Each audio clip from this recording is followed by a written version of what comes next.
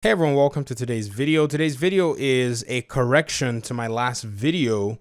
There were a few errors in that video regarding the build because for some strange reason, I had a level 30 chess piece instead of a level 40 chess piece for my Negotiator's Dilemma and my knee pads. I also had a level 30 pair of knee pads.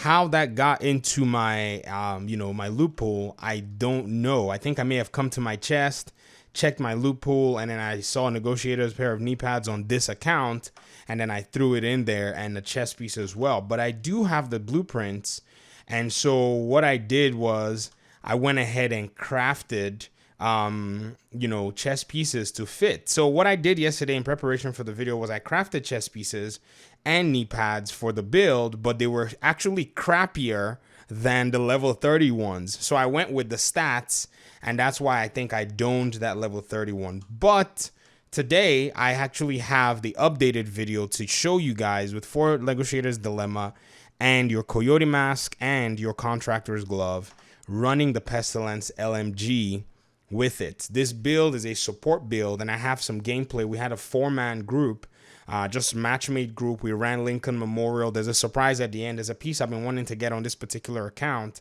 and I got that piece at the end of the video.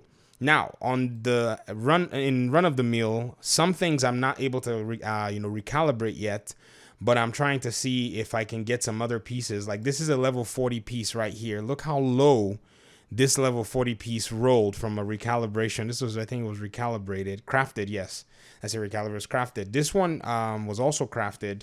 And I think I also went ahead and just, destroyed the other chess pieces that I got, from level 30 and all that. But this one, look at this. This is a level 30 chess piece. And look at it compared to, your level 41 that I had to actually go recalibrate 14% weapon damage on there, and then it has hazard protection. So you see how the loot is really weird and all of that good stuff. Now, the really cool thing about this build, like I said, if you didn't watch that other video, is that it's designed to leverage Negotiator's Dilemma 4-piece.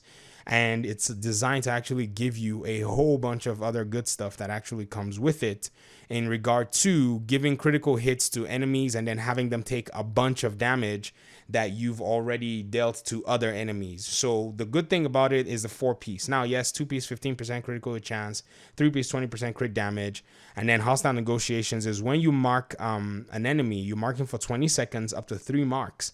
When you critically hit a marked enemy, all other enemies that are marked take 60% of that damage dealt. But if you have the backpack, that 60% becomes 100%. And then whenever a marked enemy dies, you gain 2% crit damage, stacking up to 20 times for or until combat ends. So you can get up to 40% critical hit damage as you're in combat. So that's actually crazy on top of what I already have, which is about 76.8. And the reason I have only 76.8, like I said, is because the chest piece that I've been able to craft so far and the holster that I crafted, I don't have any crit damage on them. I was going to roll crit damage on this one. I accidentally went and rolled weapon handling, and I've run out of materials. I've been farming ceramics all evening to get that build even. And even at this point, the build still does a very good job when you're in a group setting. In fact, what's even beautiful with the build is if you pair it with somebody else running True Patriot, because in the gameplay, that's what you're going to see. It really does do a good job because enemy NPCs are marked all over the place. There's damage flowing down, downstream and upstream. With my LMG so far, my Pestilence deals this Plague of the Outcast buff, which it says hits apply a debuff, dealing 100% weapon damage over 10 seconds, and this stacks up to 50 times. Whenever an enemy dies with this debuff, all stacks are transferred to a nearby enemy within 25 meters. So there's damage over time happening. Enemy NPCs are taking a beating, and once an enemy NPC dies, other enemy NPCs take a whole bunch of damage. Now, one thing I will say is, though, I have to say the way the Negotiator's Dilemma language is worded, it's really strange. It says when you critically hit a marked enemy, all other marked enemies take 60% of the damage dealt. So I guess like I said in my other video, the way they want you to play it is they want you to mark your enemies and then focus fire on another enemy and then crit that enemy in order to deal 100% of the damage that the enemy NPC has actually taken. So I guess that's how it works, but largely I've been looking at the enemy NPC health, and I've not been seeing that damage being taken by the other enemy NPCs, or maybe because they're always scouring around the place and scattered.